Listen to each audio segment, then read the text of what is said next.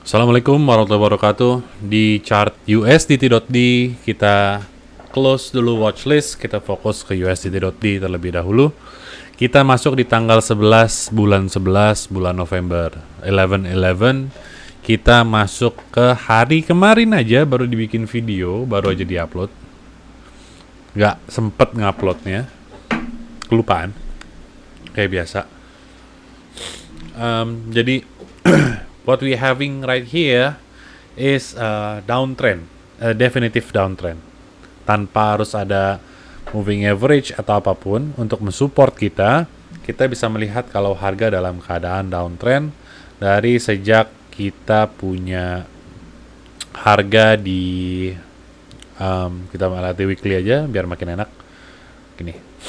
Ya, biar makin enak kita lihat di weekly dari sejak bulan 13 Juni 2022 USDT kita menurun. Dominasi kita turun. Jadi kalau misalnya kita ngebahas tentang accumulation, ini sudah terjadi dari tahun 2022 hingga dia turun sekali ke Agustus. Perjalanan selama Juni, Juli, Agustus selama 3 bulan, lalu naik selama 4 bulan ya hingga November. Sampai November ya awal lah, berarti 3 bulan juga. Sampai ke sini 3 bulan, akhirnya terjadilah 7 November 22. It's not the highest top ya, it's still lower than the previous USDT top di bulan Juni. Akhirnya terjadi namanya downtrend di sini. Di sini impulsnya dari 23 Oktober, dari 30 Oktober 2023 hingga terjadinya downtrend hingga ke 11 Maret. Lalu setelah itu adanya correction. Nah, kalau kita melihat fase seperti ini dalam weekly, yang terjadi adalah kita akan continuation untuk downtrend lebih dalam lagi ya. Lebih dalam lagi yang kita kalau misalnya kita mengambil titiknya sama, kita misalkan dia turun sebesar berapa? 55%. In case it drops more dari 50%, berarti kita 55%-nya hingga ke level 3%-an. Dan level 3%-an tersebut berada di area support yang terjadi di sini. Ini adalah low, area low yang membentuk highest high di sini. Ya. Tren ini sudah kan awalnya 1, 2, 3, 4. Kenapa ini tidak dihitung? Karena ini lower than the previous high-nya di sini. Jadi ini adalah zona di mana demand-nya paling kuat. Zona ini kena, zona ini kena, zona ini kena. Sebelumnya ada level of support. Di sini ada area fake out, di sini sebelumnya ada area fake out. Jadi itulah area yang kita pengen pantau di area 1,98 hingga ke 3%. Itu adalah area of accumulation of USDT. Jadi di mana dia akan menjual USDT-nya. Nah, kita ngebahas kemarin 2022 apakah itu adalah failed market as overall or not. Kalau misalnya kita melihat secara jangka panjang, USDT.D ini kan tetap dalam keadaan bullish. Ya, dalam keadaan bullish. Kita menggunakan moving average sekarang untuk gambaran besarnya.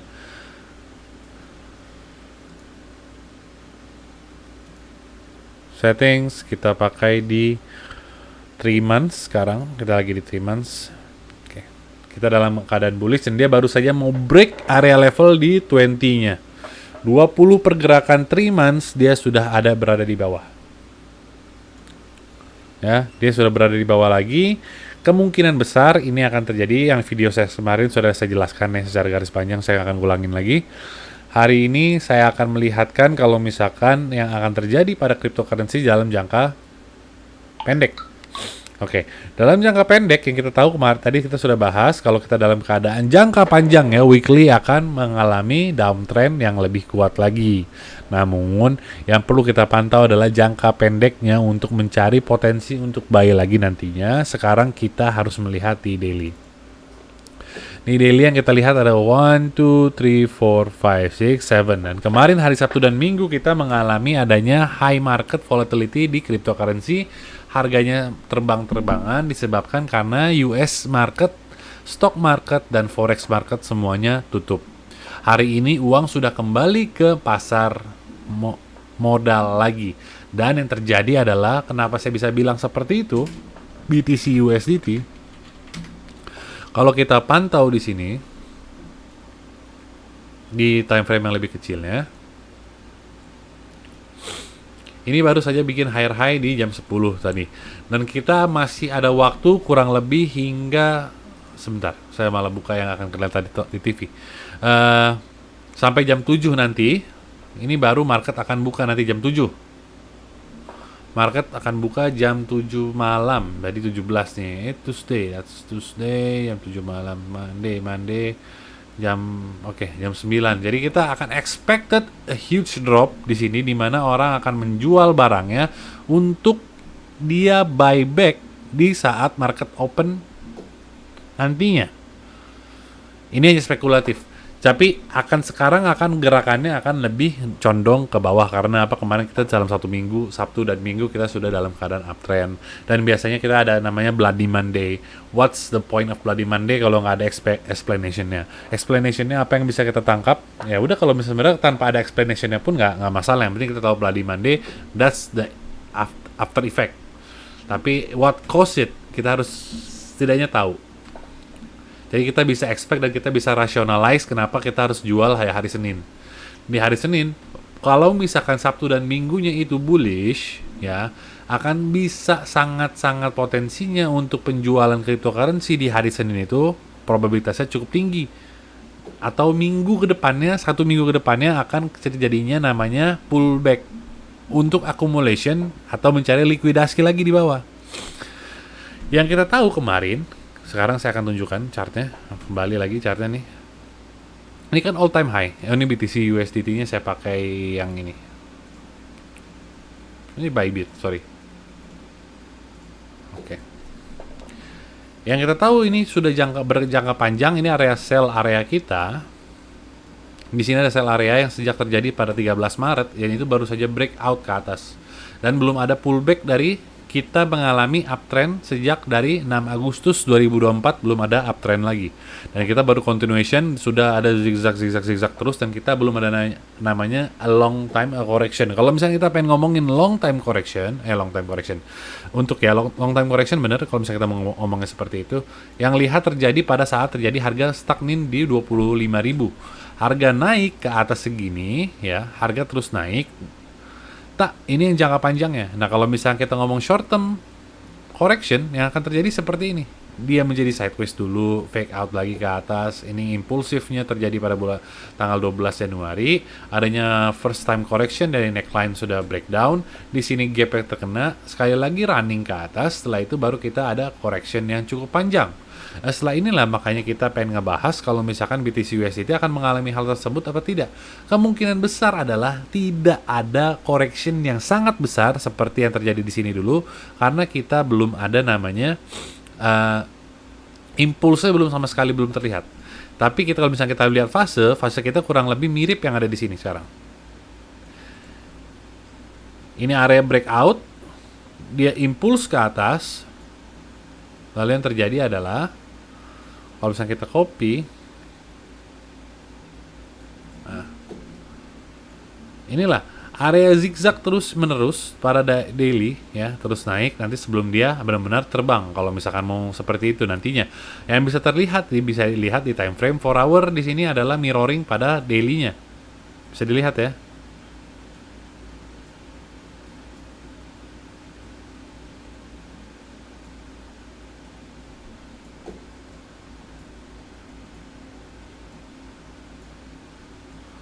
Di sini 4 hour terjadi 1, 2, 3, 4, 5, 6, 7 impuls ke atas. Sekarang kita hitung juga.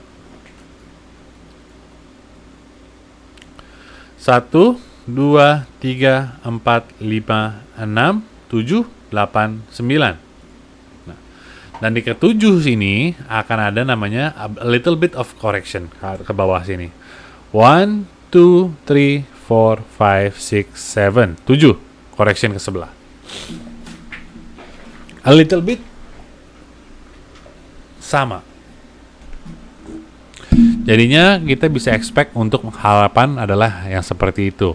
Apalagi kita sudah impulsifnya dari sini ya. Kalau misalnya kita lihat ini leg up-nya daripada daily-nya, dia terjadi pada 66.666 sini, daerah sini nih, daerah 66.000 lah. Dia terbang ke atas. Makanya setidaknya ada correction. Jadi hold your mouse, don't click the buy until it is a little bit more balance. Sekarang kita tahu balance-nya harga rata-rata bisa di mana. Kalau misalnya kita melihat dalam keadaan uptrend seperti ini, yang kita bisa lihat adalah wait and see. Jadi jangan pasang ke knife catching. Kalau knife catching dalam cryptocurrency apalagi sangat-sangat berbahaya. Di forex saja berbahaya, apalagi BTC. It's looking for suicide mission. Dikarenakan ini adalah titik genting di mana kalau misalkan BTC USDT sedang naik lagi turun kayak begini, dia kan looking for liquidity. Kalau misalkan lihat dia banyak area stop loss-nya di sini, dia kena. Tapi kalau misalnya lihat stop loss kena banyak di sini, dia akan kena ini sana. Mungkin nggak akan langsung. Dia kena ke sini, akan ada consolidation, dia pump lagi ke atas sedikit, lalu ke sini lagi, pump lagi, kena lagi support, correction, bikin fake out, nyari imbalance dari area bayarnya yang masih belum terfulfilled. Akhirnya dia akan continuation lagi ke bawah. Moving average masih bagus ya, kita tinggal cari dipsnya aja. Dia masuk ke area ini udah kena 1 kali, 2 kali, sudah 2 kali kena moving average 20-nya, kemungkinan besar ini akan fail. Di area sini akan 7844 466 ini akan fail. Jadi cari areanya di 77552 bisa cari di sini, bisa aja.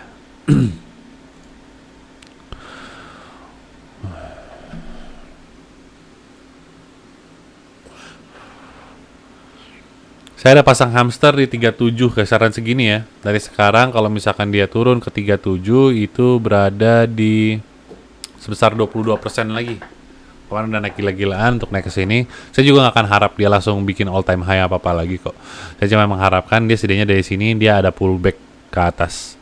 Pullback areanya dari kalau misalkan dari 37 ke sini aja udah 8%. Kalau misalkan dia balik ke area rata-rata di high-nya di sini udah 17%, 20, sekitar 20-an lah. Kalau kita main 1% risk, perbandingannya adalah kurang lebih kalau kita perhatikan di sini, kalau kita lihat 3744 sini kita cari gapnya ya, di sini kita dapat area dapat di 3,7. Itu kita belum fine tuning, kita baru pasang alarm doang di sini. Kalau misalkan dia masuk, kita bisa dapetin cari position untuk entry, enak. Tapi kalau misalkan enggak, jangan dulu. Kita nggak akan cari yang kayak begitu-begitu dulu lah. Ingat, bullish, belief kita sekarang kita dalam keadaan bullish, but don't blind yourself into buying a FOMO back. Buying a FOMO back is disastrous in a long term. Lebih baik kalau misalkan mau beli sesuatu itu, saat kita tahu ini sudah bullish, biarin kita tunggu suatu saat dia breakdown, untuk kita udah lihat market merah lagi, kita tahu dalam jangka panjang ini kita sudah dalam keadaan bullish. BTC dalam keadaan bullish, USDT dalam keadaan bearish, kita mengerti, oke, sekarang keadaannya momentumnya baik sekali. SPX 500 juga dalam keadaan bullish. Kalau misalkan kayak gitu, kita bisa melihat, oh ya udah. Kalau misalkan segala macam hal ini menyentuh hal tersebut, kita bisa mengasumsikan potensi kita jangka panjang adalah ya udah, saat semuanya drop, kita mencari area liquidation, lalu kita mulai accumulation di situ. Nggak usah ribet-ribet, nggak usah nyari FOMO. Yang ribet adalah saat kita dalam keadaan bearish, utuh terus marketnya itu memaksakan kita hanya bisa long. Itu yang bikin kita pusing. Karena holding USDT doang nggak akan menghasilkan apa-apa, dengan returnnya nggak menguntungkan. Lebih baik kalau misalnya USDT-nya kita beli lagi, kita tambahkan dengan cara leverage. Nah, kita menjual BTC, kita beli USD. Maka dari itu, leverage-nya bisa kita tambahkan. Kita misalkan pinjam BTC-nya 50, misalkan. Kita pinjam 50 BTC, kita jual 50 BTC-nya, kita dapetin USD kan. Nah, dari USD-nya itu kalau misalkan harga BTC turun, ya besok kita buyback lagi BTC-nya, kita dapat untung.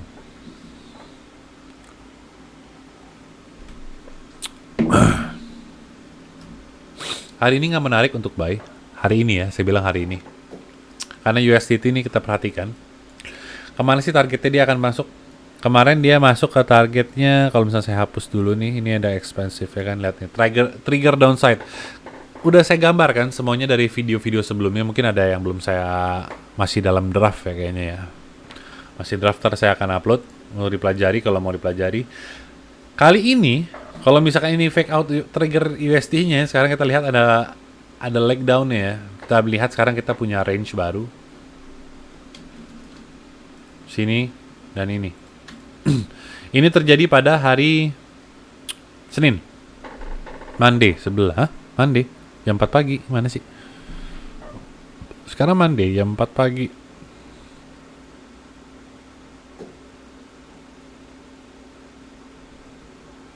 Wait, am I imagining things? Sekarang Monday kan? Oke, sekarang Monday bener.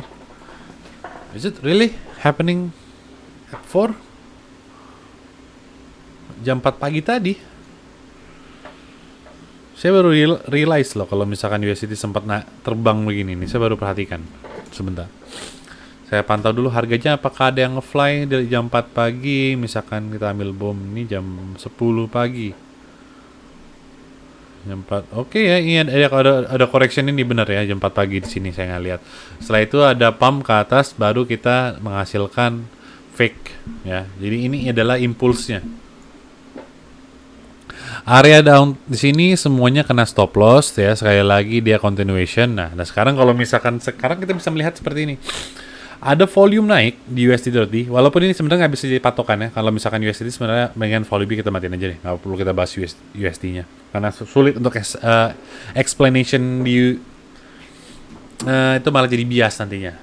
Yang penting sekarang kita punya data, yaitu di sini kita punya area rata-rata ya, area rata-rata di sini.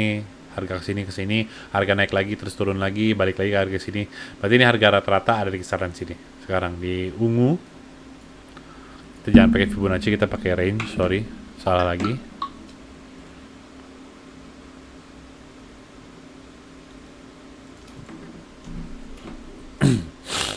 Kita punya kuadran 1, kuadran 2, kuadran 3, dan kuadran 4.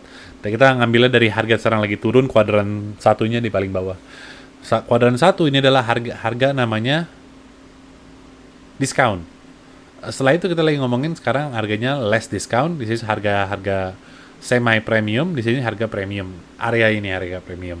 Ditambahkan lagi moving average kita berada di mana sekarang? Moving average kita baru aja dia retest kemarin atas sini. Nah, sekarang kalau misalkan dia pengen correction lagi di 15 minutes, ini kan moving average 1 hour. Ya. Kita belum retest dan harga 4 moving average 4 hour-nya di sini. Yang belum di retest sekarang adalah 1 hour di 60 udah di retest sekali, 20 udah di retest sekali, yang 40, yang 24 belum nih. Jadi next sekali lagi dia fake out ke atas akan sangat possible. Dan kemarin saya menggambarkan kalau misalkan di sini saya kayak kemarin gambarnya di garis trigger ini deh ya. Dan itu udah kena, sekarang udah lewat malah justru. Udah lewat justru. Terus yang ini gambarnya lagi, sekarang ini belum terkena. Di sini ada imbalance, kalau kita perhatikan di sini ada imbalance. Area ini area yang belum dikenain. Ya, area ini belum dikenain. Jadi kita tunggu, wait and see until the price reach here to buy again untuk cryptocurrency. Sebelum kita melakukan namanya longer term untuk trading ya, untuk longer term untuk investment. Kalau misalkan the price average there. Tapi kalau misalnya sekarang kita melihat sekarang harga rata-rata, sekarang kita melihat lagi, kita looking at the fact, sekarang kita dalam keadaan downtrend, sekarang harga sudah pernah retest, sekarang lagi retest lagi di moving average 20. Apakah ini akan holding atau enggak? Ya depends on the price on the lower time frame di sini. Nah, saya melihatnya sekarang masih dalam keadaan uptrend. Jadi nggak bisa terburu-buru sih, nggak usah terburu-buru. Emang kelihatannya kalau lagi FOMO pengennya buru-buru buy lagi karena takutnya ketinggalan harga terbang gitu kan. Itu yang berbahaya. Namun kalau misalnya kita sudah mulai terbiasa, itu karena kita belum terbiasa namanya kita menggunakan leverage, kita masih awam. Terus pengen buru-buru dapetin uang berkali-kali lipat, lagi susah duit kayak gitu. Itu faktor yang sangat mendorong untuk kita melakukan kesalahan ya, melihat chart, memaksakan chart untuk bergerak sesuai keinginan kita. Sebenarnya kalau misalkan kita ngomongin secara faktanya ya, sekarang kita lihat kalau misalkan harga sudah turun turun cukup panjang. Kita bisa ada expect untuk ada correction, kita bisa expect, but it's not the fact. Sekarang harganya baru, faktanya adalah dia baru kembali ke harga rata-rata di sini. Kalau misalnya kita gini kan, kalau kita sudah mulai terus berpikir seperti itu, awalnya emang stres. Awal berpikir ini sebenarnya bullish atau enggak sih? Di katanya ini nggak konsisten atau gimana. Namun lama kelamaan hal itu akan menjadi sesuatu yang sifatnya objektif. Kita melihat market secara objektif, nggak subjektif lagi. Kita melihat ya udah harga apa adanya aja. Di sini kita punya trend line belum di retest. Misalkan kalau misalnya kita mau beli breakout kan rulesnya ya udahlah kita beli harga termurah. Kalau misalnya kita mau nyari edge-nya, kita cari di harga yang termurah gitu kan. Sekarang apakah harganya murah? Kan enggak. Kayak misalkan kemarin Shiba baru aja terbang berapa ratus, dan sekarang kita udah masuk area resistance-nya di sini. Apakah harga akan turun gila-gilaan? Saya bilang enggak. Akan hanya melakukan correction aja. Di harganya yang termurah, ini bukan harga yang termurah sekarang. Harga rata-ratanya bisa aja kembali ke moving average 0228 di sini kan. Fake out-nya di sini kita punya dua arah. Di sini kita punya dua range untuk Shiba. Ini area support sekali, retest satu kali lagi pada level tersebut jam 4 pagi itu ya. Terus dia terbang lagi ke sini. Ini udah ada dips kan kemarin. Nah, sekarang dipsnya dia nggak bikin higher high, dia bikin lower low di bawah sini. Ya kemungkinan besar dia akan bikin range kalau misalkan dia nggak gitu. Setidaknya kalau nggak turun dia bikin range terlebih dahulu untuk cari liquidation.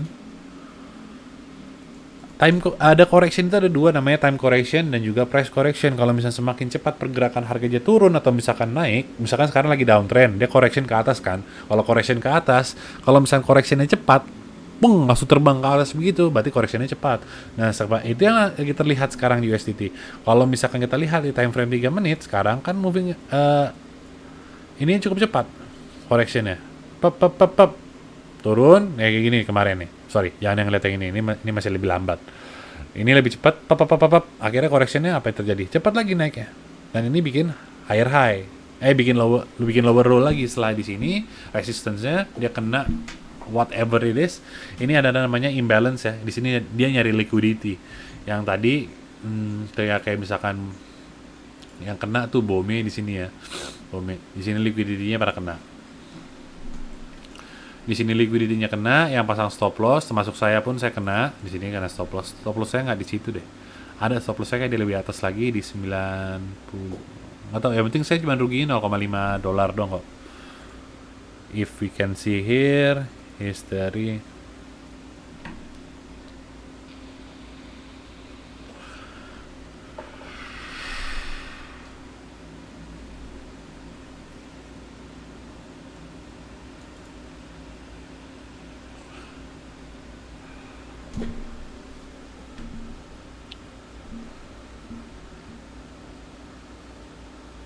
nggak kelihatan ya, nggak jelas gitu.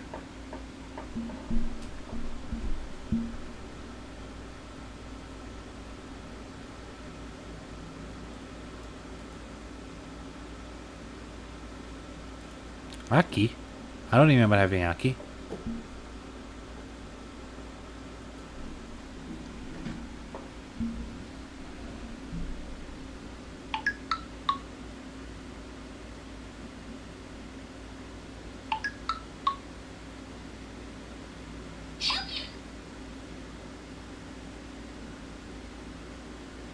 That must be something wrong with that.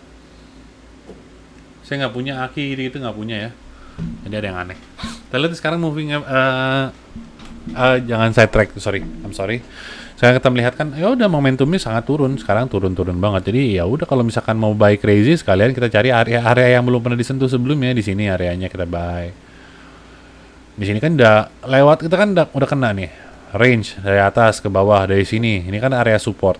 Kalau misalnya sekarang kita melihat adalah orang-orang pengen buy di area support di bawah sini, ya bisa jadi harga akan retouch di level tersebut dan dia kembali lagi ke atas mungkin aja. Tapi kalau misalkan momentumnya lagi kuat, saya nggak akan berani kayak gini beli di sini.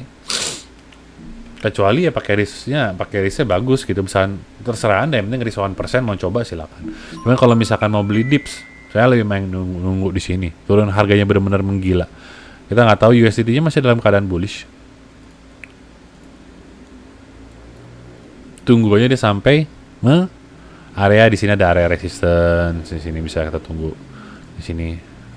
Jadi alasan kita untuk beli short term kripto di sini bisa di time frame 1 minutes ya, perhatikan time frame 1 minutes. Jadi target kita adalah ya udah short term, kita ngambil 1/2 aja untuk short term udah bagus banget. Oke, sekian aja ya. Assalamualaikum warahmatullahi wabarakatuh.